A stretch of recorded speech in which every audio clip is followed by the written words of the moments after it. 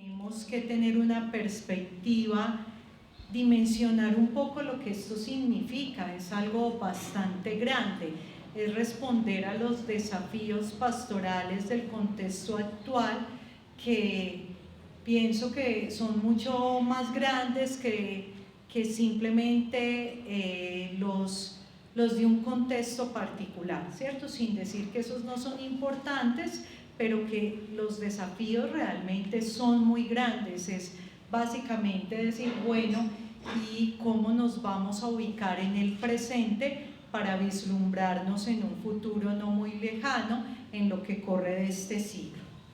Por otra parte, hay dos palabras que son muy importantes, que son participación y corresponsabilidad. Es decir, aquí estamos participando, tenemos que seguir participando.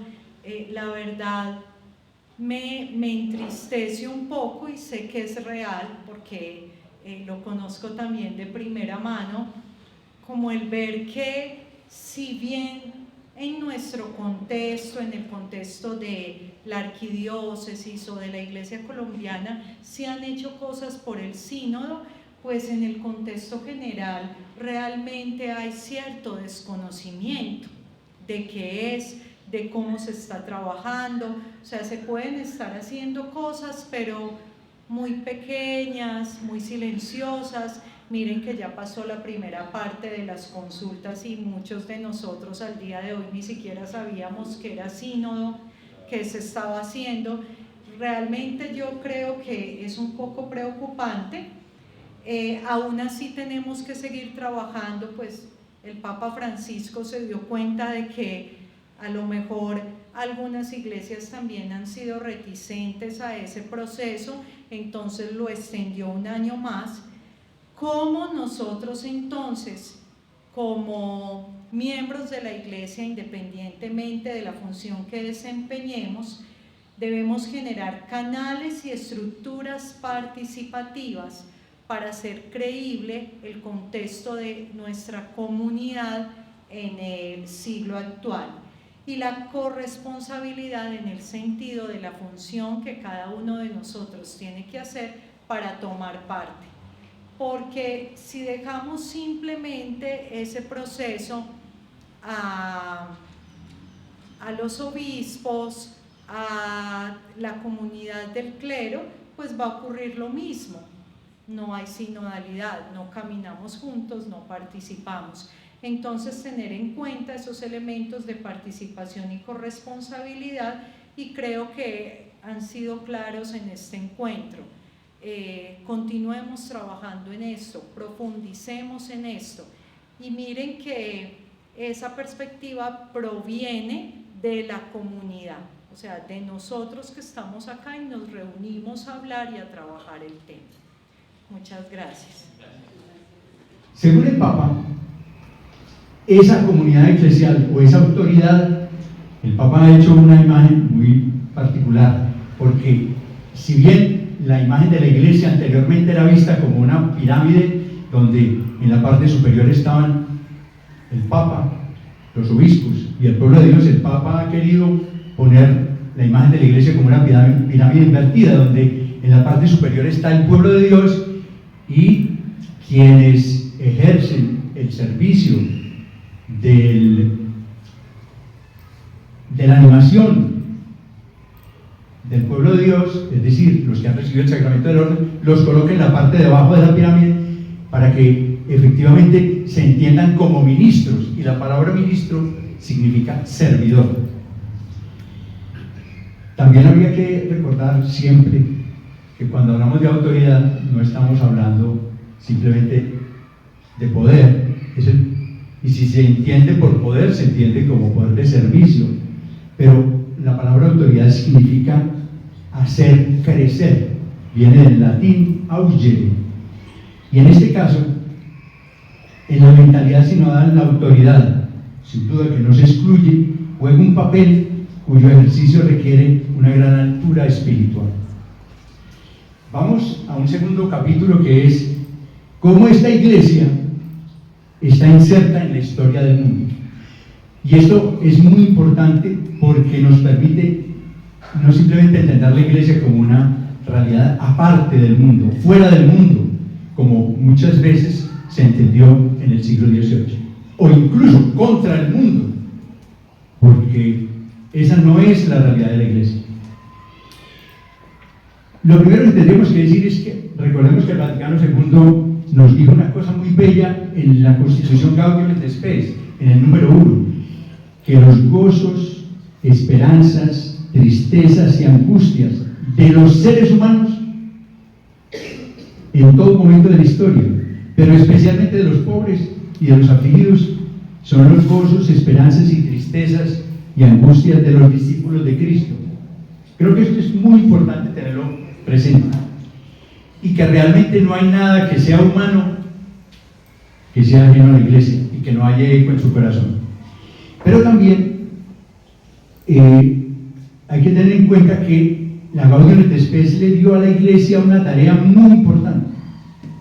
Le dijo que para realizar su misión ella debe escrutar los signos de los tiempos, debe interpretarlos a la luz del Evangelio, debe adaptarse a cada generación. Luego, estamos en el reto de adaptarnos a las nuevas generaciones. Y no es lo mismo una iglesia que vive en el siglo XX que una iglesia que enfrenta el siglo XXI.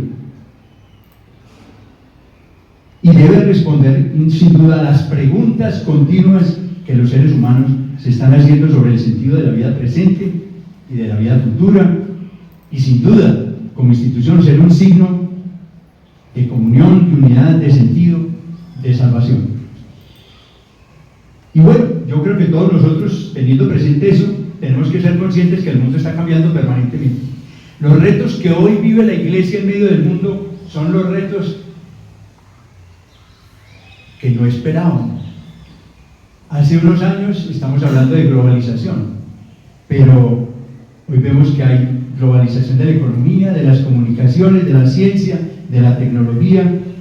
Hemos vivido juntos la pandemia, padecemos todos y tememos el calentamiento global, vemos la fragilidad de las democracias, la existencia de populismos, vivimos en culturas digitales y seculares, vivimos una cultura con una nueva visión de la mujer, de la dignidad humana, de la sexualidad. Tenemos una cultura nutrida por redes sociales, por formas de relación virtual. Asistimos a migraciones masivas de poblaciones necesitadas. Vemos el recurso frecuente a la violencia y a la guerra, incluso nuclear. Bueno, todas estas realidades significan para la iglesia una interpelación nueva. No podemos dar las mismas respuestas que dábamos en el siglo pasado a los desafíos que tienen los seres humanos en este momento. Estas son las realidades, pues, frente a las cuales los creyentes y sus comunidades eclesiales sinodalmente deben encontrar la respuesta para poder atender estas angustias y preguntas. Todas estas nuevas condiciones desafían la vida cristiana, la reflexión teológica, la acción pastoral de la iglesia y el anuncio del Evangelio. Todas las iglesias locales, entonces, incluso la Iglesia Universal, respondiendo al desafío de encarnar e inculturar el Evangelio, están pues con la posibilidad de hacerlo sinodalmente. Y esto es, creo yo, el gran logro del Papa Francisco, involucrarnos a todos en el reto profundo que significa la alegría del Evangelio para un mundo sujetado a todas estas inquietudes. En este sentido, a mí me parece que la sinodalidad enfatiza notablemente el rol de las iglesias locales y regionales, cuando estamos casi acostumbrados a la imagen de una iglesia universal donde la figura del Papa parecería que determina todas las cosas en la iglesia, y eso por el influjo mediático, y eso por las visitas del Papa a tantos lugares del mundo que son inmediatamente e instantáneamente comunicadas por los medios de comunicación. En este sentido, la sinodalidad enfatiza el rol y la importancia de las iglesias locales en ese discernimiento colectivo que tiene que hacer la Iglesia Universal, respondiendo a cada contexto. Como bien señalaba Natacha, no es lo mismo hablarle a un grupo que vive la guerra en el norte de Colombia, en los Montes de María, a un grupo de creyentes que vive en la ciudad de Bogotá y que se dedica a la actividad profesional. Este diálogo, estas iglesias tendrán entonces que hacer una reflexión teológica, buscar iniciativas pastorales y responder a estos retos de humanidad que les son comunes, incluso porque a veces toda esta problemática supera las fronteras de las jurisdicciones eclesiásticas. Pero justamente hay un diálogo en las iglesias que hacer, al interior de las iglesias locales, pero también entre las iglesias locales, y de estas con el ministerio petrino, que sin duda preside las iglesias, pero también tanto dentro de las iglesias locales como en la Iglesia Universal, quienes están llamados a presidir la unidad de cada una de esas realidades se van a encontrar con dos cosas. Uno, la novedad propuesta por algunas iglesias o por algunos grupos de iglesias que traen al interior las propuestas de renovación, de cambio, de transformación. Y en segundo lugar van a encontrar también grupos que manifiestan apego a otras tradiciones, a tradiciones de otros tiempos. Y en unos casos, quienes presiden el ministerio de la unidad tendrán que animar a unos a acelerar el paso y a otros a ir más cuidadosamente para no fraccionar el pueblo de Dios en camino. Hay ahí pues una tensión y un discernimiento muy cuidadoso que hacer sin impedir que se siga caminando, porque la estabilidad y la repetición de modelos puede ser la respuesta equivocada. Es necesario avanzar. Como cambian las culturas, como las respuestas son siempre necesariamente diferentes a las que se tuvieron en generaciones anteriores, es necesario avanzar.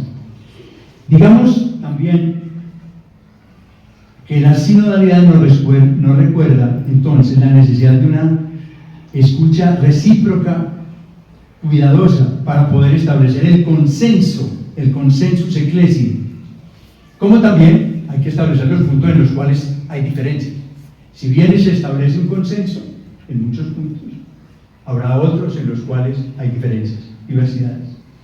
Sin embargo, esas diferencias son una invitación a continuar en la reflexión, en el discernimiento, en el diálogo, sin perder de vista que hay que asumir el pluralismo de modos, de tiempos, de lugares, de situaciones y de personas.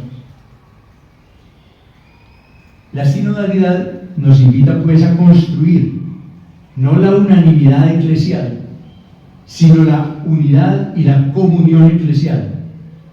Unidad y comunión que prevalecen a pesar y sobre las diversidades, sin necesidad de llegar a rompimientos o a conflictos inconciliables entre opiniones y experiencias, privilegiando en todo momento la comunión en los puntos en los cuales se comparte la misma experiencia espiritual.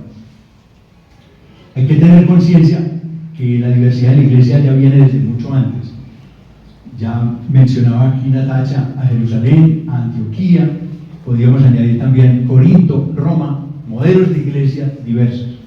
Y un análisis mucho más juicioso sobre los textos del Nuevo Testamento permite aflorar esas diversidades. O la iglesia que presidió Tito o que presidió Timoteo, completamente diversas. Son diversos modelos que ya están presentes en el Nuevo Testamento. Veamos ahora un tercer punto, que es esta comunión eclesial poliédrica, según la propone Francisco, porque en realidad, si todas las iglesias locales y particulares, cada una está presentando sinodalmente a la comunión de las iglesias a nivel universal, sus encuentros, sus hallazgos, sus reflexiones, vamos a encontrar entonces probablemente una iglesia poliédrica. Ustedes ven la figura de un poliedro, no es un círculo perfecto, donde todo es homogéneo, no, es una figura, si quieren, una comunión en la cual hay lados distintos, rostros distintos. Y es lo que nos está proponiendo Francisco al hacer referencia a una comunión donde prima no la uniformidad, sino la comunión en la que es visible el rostro de cada iglesia local y cada iglesia local es valorada en su particularidad. Veamos ahora, en tercer lugar, esta iglesia, pueblo de Dios, que discierne sinodalmente su camino. Y lo primero que tendríamos que decir es que en la iglesia todos están llamados a la participación, justamente porque todos son movidos por el Espíritu. Pero la iglesia, sin duda, es una iglesia estructurada con diversos carismas, dones, ministerios y responsabilidades. En este sentido, pues tenemos que tener conciencia que la iglesia es una comunidad jerárquicamente estructurada. Eso implicaría que cualquier asamblea, cualquier sínodo o cualquier consejo, a la hora de llegar a decisiones, cuente con la presencia de quienes son sus pastores. Por lo menos la teología y la eclesiología que están presentes en este momento van en esa dirección. Y en la sinodalidad se nos habla de una circularidad virtuosa, integrada por tres elementos. Primero, el profetismo de los fieles, gracias a sus sensus fidei. Segundo, un discernimiento que deberían hacer grupos más trabajados, elaborados, escogidos, que tengan representación de la vida del pueblo de Dios. Discernimiento a diversos niveles. Y un tercer nivel de autoridad de quien ejerce el ministerio de la unidad y del gobierno. Es una circularidad que llaman virtuosa porque todos los bautizados son consultados y escuchados, o por lo menos todos los que quieran participar, consultados y escuchados, porque cada uno tiene pues que decir algo sobre su experiencia cristiana. Luego, por la intervención en un discernimiento de algunos que tienen tareas, que tienen responsabilidades, no solamente el clero, sino también otros en la iglesia, hombres y mujeres laicos que desempeñan ministerios, que representan grupos, que representan comunidades, hombres y mujeres que reciben carismas especiales, vida religiosa, movimientos laicales. Y en tercer lugar, la intervención de uno, que ejerce el ministerio de la unidad, sea el obispo en la iglesia local o el papa en la iglesia universal, definiendo por cuál sería, después de este discernimiento, de esa mirada cuidadosa, de cuál es el mejor camino, que se señale la senda que se ha de seguir en la comunión. Hay también diversos niveles de sinodalidad. Pues sin duda el primero, podríamos decir, bueno, pues el primero podría ser el que se hace en la parroquia, pero digámoslo así, en la iglesia particular hay estructuras para asambleas, para sínodos, para parroquias. Un segundo nivel, que es el reagrupamiento de iglesias particulares en una misma región, las conferencias episcopales nacionales. Recuerden ustedes que esta es una estructura nueva, profundamente nueva. El Concilio Vaticano II apenas algunas conferencias existían, ellas se consolidan mucho más después del Concilio Vaticano II. O las asambleas episcopales o las asambleas eclesiales continentales. Hablo de eclesial porque la Amazonia, en lugar de hacer una conferencia episcopal, ha hecho una asamblea eclesial amazónica, que es una naturaleza distinta. Pero bueno, son las iglesias particulares en una misma región. Y un tercer nivel que sería pues el de la Iglesia Universal, donde hay los concilios, los sínodos, el colegio de cardenales, y hay que decir también pues el servicio que le presta la curia romana al ministerio que realiza el Papa. Finalmente, digámoslo así, que todo esto es posible en la medida en que haya discernimiento. Entonces una pregunta es, ¿quién es Natalie Bedquart? Natalie Bedquart es la primera mujer que tiene voz y voto en un sínodo, es francesa, religiosa, tiene 56 años, si no estoy mal, es una mujer teóloga especializada en eclesiología y trabajó mucho tiempo con los obispos franceses ayudando en los procesos pastorales con los jóvenes.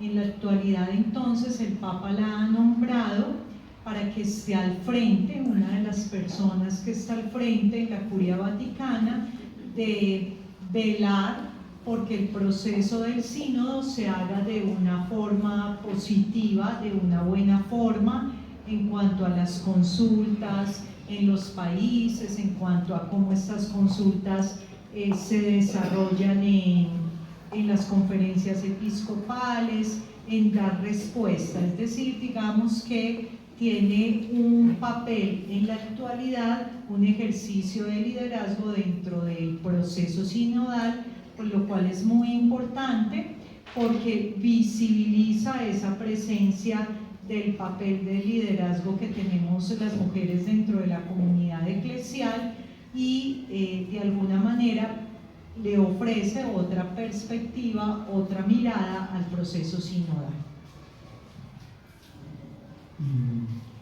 Bueno, mil gracias por estas preguntas. Realmente hay muchas. Voy a comenzar por una que dice así: ¿qué sentido tiene en la sinodalidad? ¿Qué sentido tiene en la sinodalidad que solo algunos disciernen? Bueno, me parece muy buena esa pregunta porque imagínense ustedes, es decir, veo fácilmente, digo, no me sé la respuesta, pero sí me pongo a ver un problema práctico. Y yo creo que eso lo tuvieron que tener en cuenta los que prepararon ese texto de la Comisión Teológica Internacional. Cuando somos en la iglesia miles de bautizados, muchos de ellos se refieren a sus parroquias, otros no, pero son bautizados, siguen siendo cristianos y caminan en las calles como nosotros. Y cuando habla el Papa, sí, más o menos le ponen cuidado, o le ponen mucho cuidado. Viene el Papa y salen a verlo. Digamos, hay ese tipo también de experiencia cristiana, que yo creo que no hay que minusvalorar. Hay también creyentes fieles a su parroquia, que van cada domingo, pero no tienen tiempo de meterse en las actividades de la parroquia. Como también hay creyentes que participan activamente en los grupos de la parroquia y quisieran decir una palabra sobre la parroquia y opinan sobre lo que el párroco hace bien o no hace tan bien. Y podríamos decir eso mismo que estoy hablando aquí en el modelo parroquial, lo podríamos decir también en una diócesis. Hay quienes se interesan más, hay quienes participan más, hay quienes están involucrados en los grupos. Entonces, por supuesto, yo creo que hay que recoger esa diversidad de situaciones de los miembros del pueblo de Dios. Los obispos no pueden por decreto, o el Papa no puede por decreto reunir a todos para que todos disciernan. El discernimiento es un procedimiento, un proceso cuidadoso de escucha, de diálogo, de reflexión sobre lo diferente que yo acabo de escuchar de parte de otro. O sea, es un proceso de búsqueda muy disciplinado y muy juicioso. Entonces, en ese sentido, es lógico que una primera parte o un primer nivel, digamos un primer elemento de esa circularidad de la sinodalidad es invitar a todo bautizado a que exprese su opinión, que lo diga. Todo el que quiera lo puede decir, su ángulo, su perspectiva, su anotación. Toda esa información sin duda es valiosa. ¿Para qué? Para que un grupo de personas que tienen un recorrido un poco más comprometido en el sentido de vinculación a grupos eclesiales, de interés, de interpelación a la iglesia, de conocimiento en temas de la cultura cristiana, digámoslo así, porque hay gente que lee, que estudia, que es juiciosa, que participa en un grupo. Por supuesto, ese grupo de algunos es también supremamente numeroso. Entonces, por eso mencionaba yo, es muy importante que ese algunos tenga la representatividad justa, conveniente, necesaria para poder ser invitado al discernimiento. No puede ser simplemente una asamblea que se convoca para los que quieran venir. Tendría que ser un grupo más preparado, que esté acostumbrado a la, digámoslo así, a la disciplina propia de trabajar en grupos creyentes que tienen opciones, que tienen visiones, que tienen, digámoslo así, propósitos muy específicos en las tareas de evangelización o de la vida de la iglesia. En ese sentido, el algunos ayuda a que el proceso de discernimiento sea hecho por un grupo más formado, más trabajado, más consciente de la normatividad que puede haber al interior de una asamblea. Entonces, en ese sentido, yo creo que ese discernimiento aporta, porque es una profundización sobre la primera consulta, sobre la información que se recibió, ayuda a elevar el nivel de la discusión y a profundizar el nivel del diálogo. En ese sentido, ese es el sentido de algunos. Clave entonces el estudio y la selección de quiénes son esos algunos, para que ningún sector quede excluido, para que puedan ser tenidos en cuenta. Bueno, eso, digamos, esa pregunta, te paso aquí la palabra para ti. Gracias, Padre. Bueno, aquí hay una pregunta, dice: ¿la sinodalidad en términos de renovarse ha planteado el incluir a la población sexualmente diversa plenamente? Bueno, entonces aquí respondo desde varias perspectivas. Claro que hay un planteamiento porque recuerden lo que veíamos ahorita y que el Padre nos explicó tan ampliamente, hace parte de los desafíos pastorales de la Iglesia actual. Y miren que uno de los temas característicos del sínodo, que yo creo que es un tema transversal en el cristianismo y que lo vemos en Jesús, es el tema de la inclusión. Con base en eso, les quiero leer numeral 10 de la síntesis que presenta la Iglesia colombiana para el sínodo, que lleva ya a la instancia vaticana para el sínodo, donde las consultas que se han hecho en nuestra Iglesia colombiana reflejan también esta importancia. Discúlpenme que se me perdió. Dice: los participantes en las consultas del sínodo piden que la Iglesia venza los prejuicios y no tema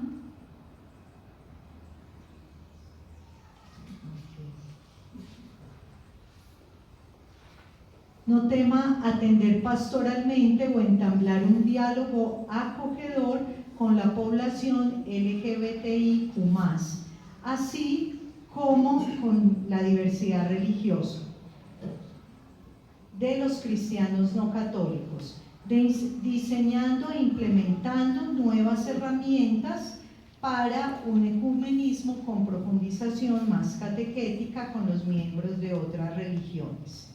Y más adelante dice que también se hace un reclamo de acompañar con mayor decisión a las poblaciones indígenas, afrodescendientes, campesinas, migrantes, rum, habitantes de calle, divorciados vueltos a casar, personas en situación de prostitución, parejas en unión libre, personas con discapacidades, personas con discapacidades mentales, con capacidades distintas, etcétera, etcétera. Miren, cuando veíamos en los retos que plantea, y yo lo planteaba desde la perspectiva de las mujeres, pero lo podemos ampliar un poco más, uno de los retos que plantea el sínodo en la actualidad es no dejar por fuera a ninguna parte de la población.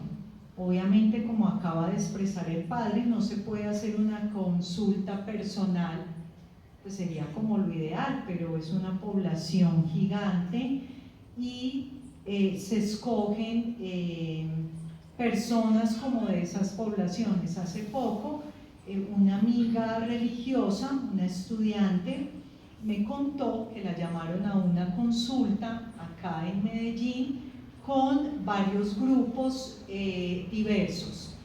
Y ella me decía, profe, me gustó mucho porque había inclusión, es decir, había personas, ella religiosa, con las que yo nunca había estado dentro de un contexto eclesial. Y nos escuchamos y participamos e hicimos propuestas. Entonces yo creo que no solamente a la población LGTBIQ+, sino a toda la población, las mujeres, todos los que de alguna forma vivimos cierta exclusión, no solo al interior de la iglesia, sino en el mundo en general. Entonces, miren que tenemos que plantear acciones pastorales, porque Jesús vino a todos, y el Evangelio nos muestra cómo Jesús llega especialmente a los excluidos en el contexto del siglo I de la cultura mediterránea. Entonces, la sinodalidad sí se plantea estas acciones a nivel pastoral. Bueno, aquí hay otra pregunta muy interesante que dice: ¿hay puntos de encuentro entre sinodalidad y democracia? ¿Son conceptos opuestos? Y también, voy a pegar una ahí, la importancia de las iglesias protestantes en el papel sinodal han influido. Bueno, entonces lo primero que voy a decir es que la democracia y la sinodalidad no son opuestas. Y debo decir que muy probablemente el Concilio de Jerusalén se definió o se construyó el consenso votando. Y a lo largo de la historia de la Iglesia, las votaciones han sido muy importantes. Se vota, todos los que participan votan, dicen estoy de acuerdo, estoy de acuerdo. Fíjense ustedes qué es el cónclave. El cónclave para elegir el pontífice, pues es la votación de los cardenales, ellos votan. Yo voto por fulano. O sea, la democracia hace parte de la vida de la Iglesia, y yo creo que desde muy temprano. Está en el corazón mismo del cónclave, incluso, no muy lejos, pues podríamos analizar muchos ejemplos, pero el Concilio Vaticano II, la presencia de 2500 obispos en la Basílica Vaticana discutiendo los 16 documentos del Concilio Vaticano II. ¿Cómo se aprobaban? Por votación. Ahora, esas votaciones siempre se trabajaron y se hicieron construyendo consensos eclesiales, es decir, poniendo énfasis en la conversación, en la discusión, en los análisis, en las ilustraciones sobre las implicaciones de una decisión o de otra, tanto que, a pesar de que el Concilio Vaticano II hace cambios tan radicales, tan profundos,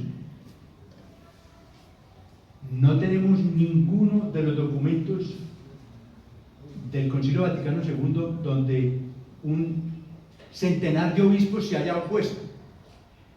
Los que están opuestos a los principales documentos son 4 entre 2500 o 5 entre 2500.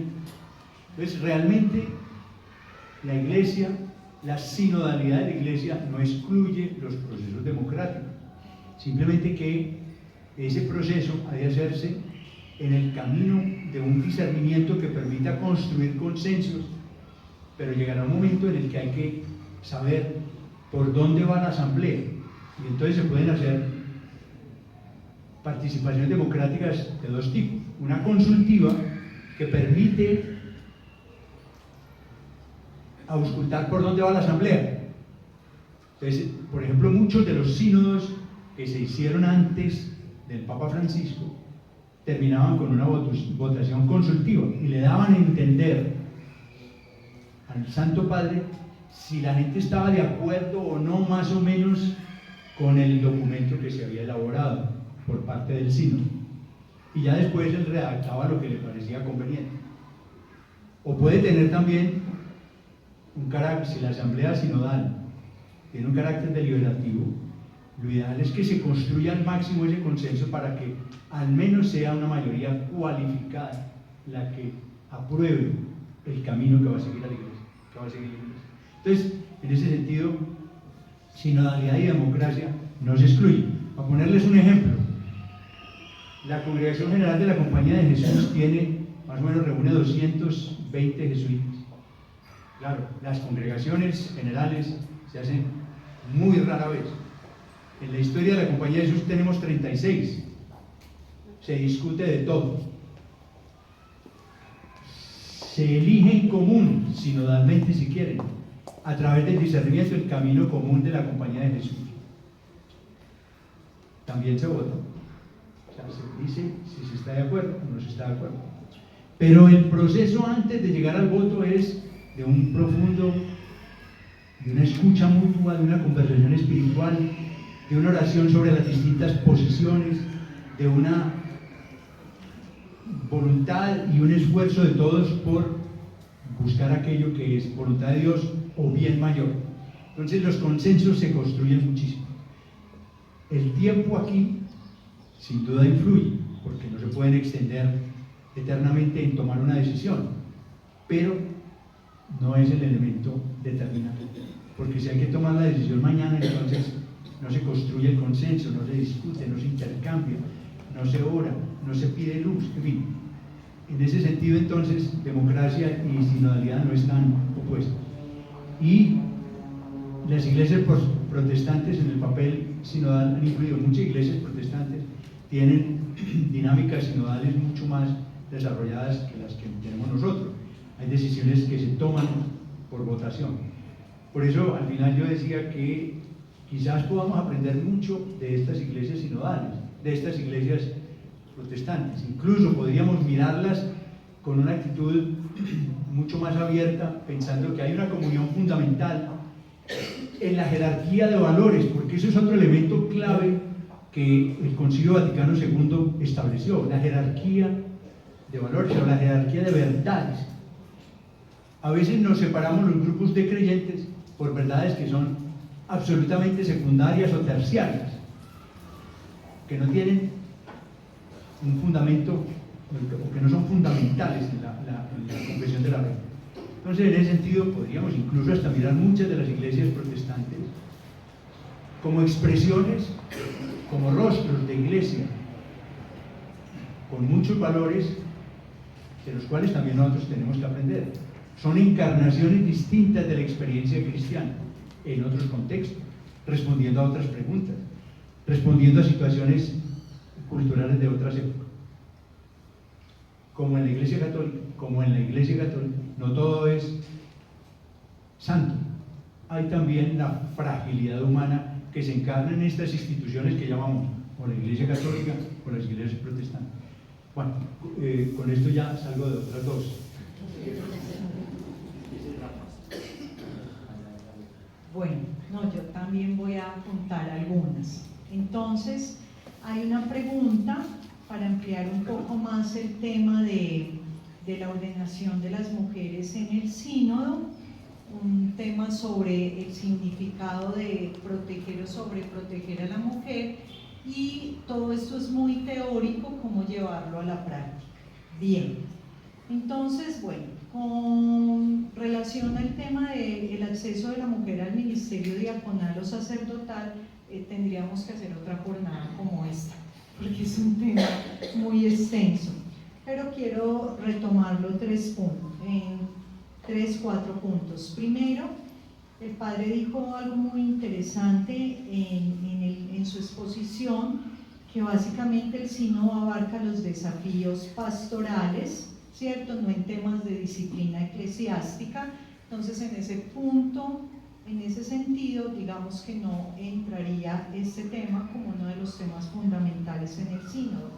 No obstante, esto tiene que ver con lo pastoral, en cuanto que hay comunidades que no están atendidas por el clero, por muchos factores. Miren lo que yo les mostraba, que incluso en nuestro país un vicariato apostólico pide la ordenación de mujeres, porque de alguna forma las mujeres ya ejercen allí un trabajo pastoral que básicamente, lo voy a decir muy rápido, necesitaría más profundización, pero que de alguna manera estas mujeres ya ejercen el papel del sacerdote en estas comunidades.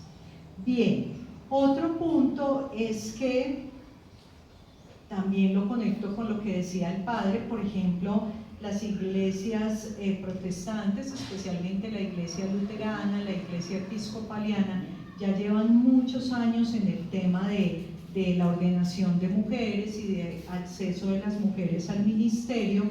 Ahí podríamos aprender mucho, y todo lo que ellas hacen dentro de sus comunidades, dentro de las comunidades eclesiales.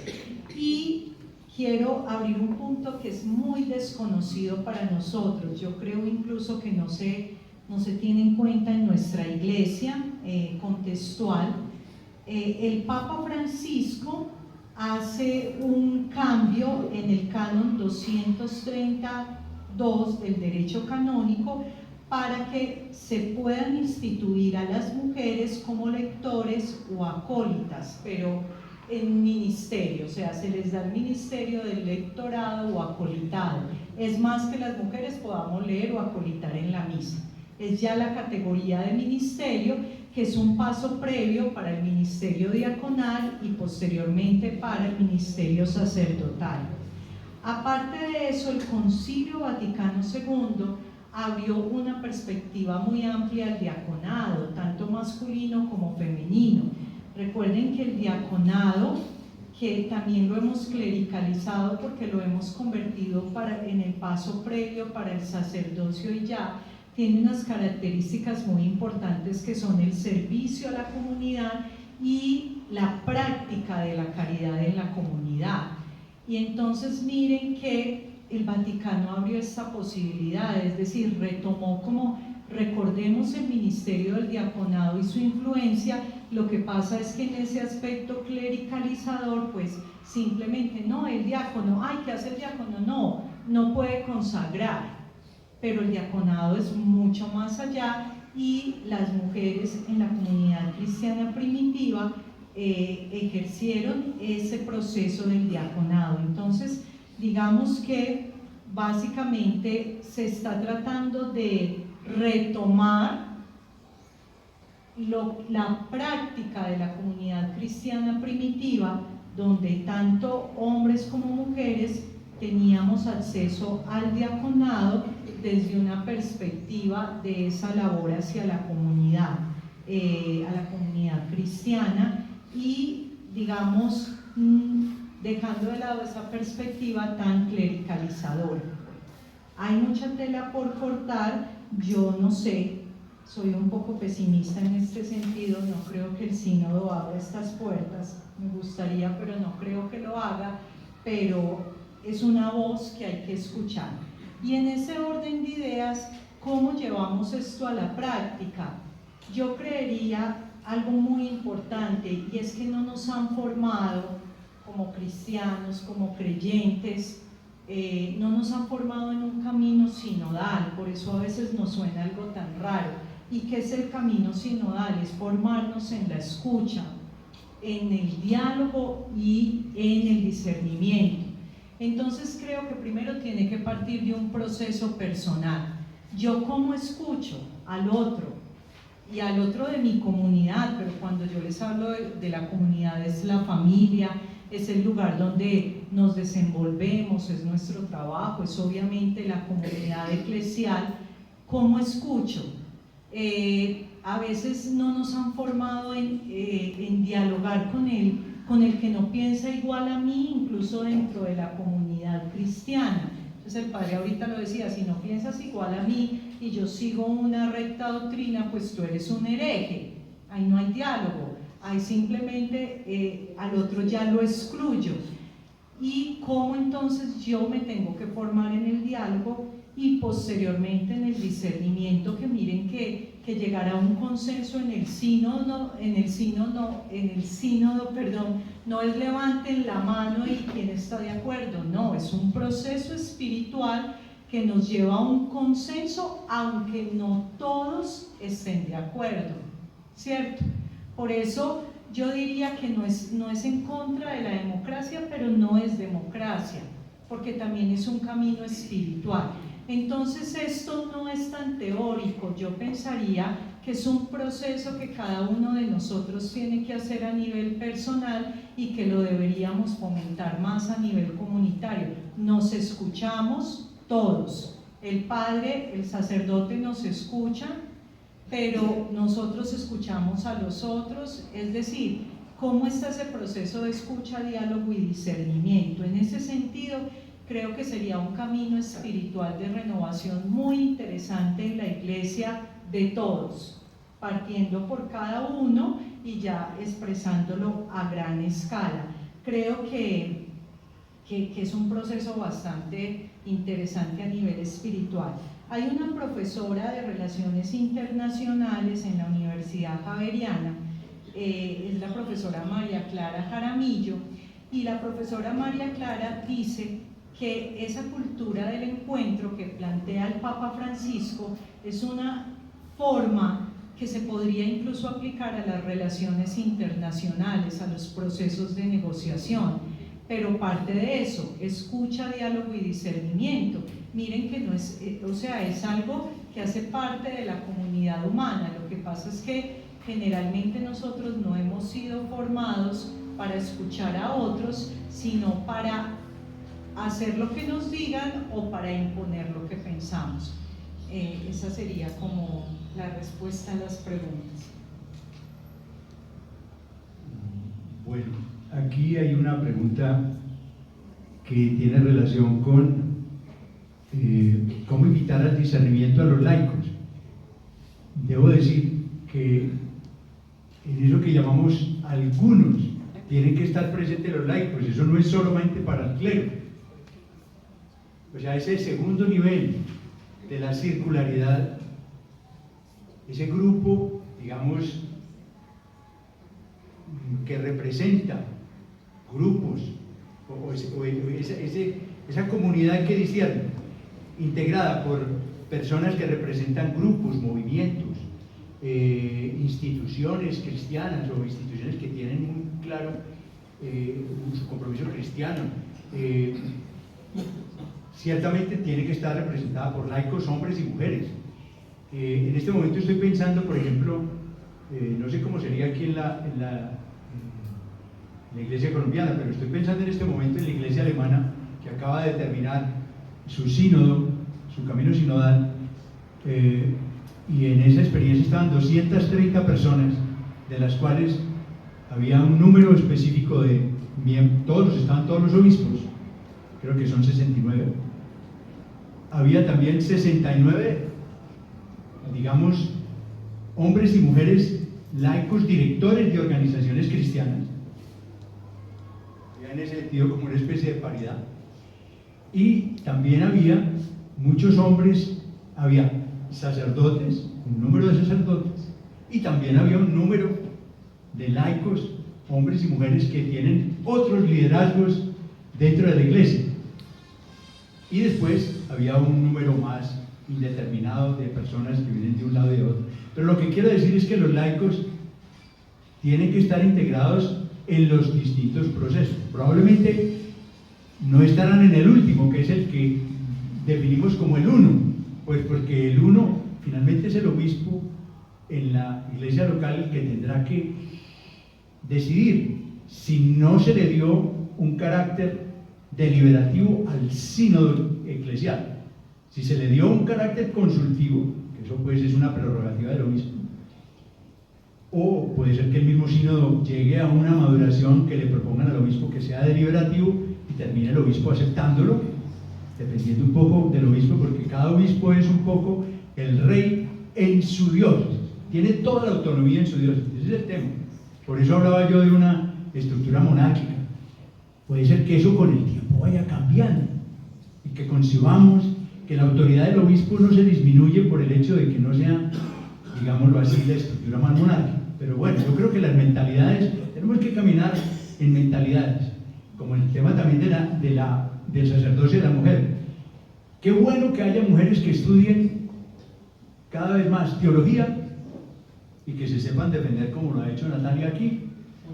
Qué bueno que haya mujeres que estudien derecho canónico para que le sepan ver los límites al derecho canónico y que sepan también sugerir nuevas praxis eclesiales que puedan ser codificadas.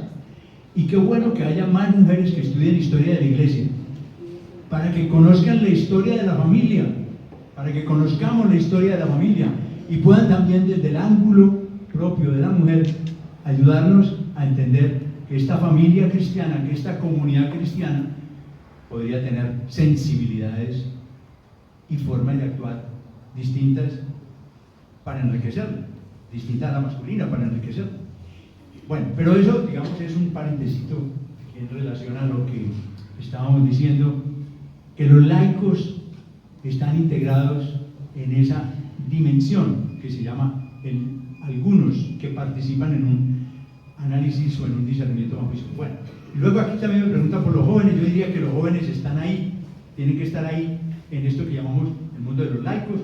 También hay curas jóvenes, entonces hay que meterlos, porque los jóvenes representan una cultura distinta, una mentalidad distinta, están más libres de las ataduras de las tradiciones de las generaciones que ya somos mayores y que vivimos de los esquemas exitosos que hemos tenido atrás. Y los jóvenes están construyendo su mundo, su iglesia. Entonces, ahí tendrían que estar. Bueno, muy bien, yo con esto me callo. Muchísimas gracias.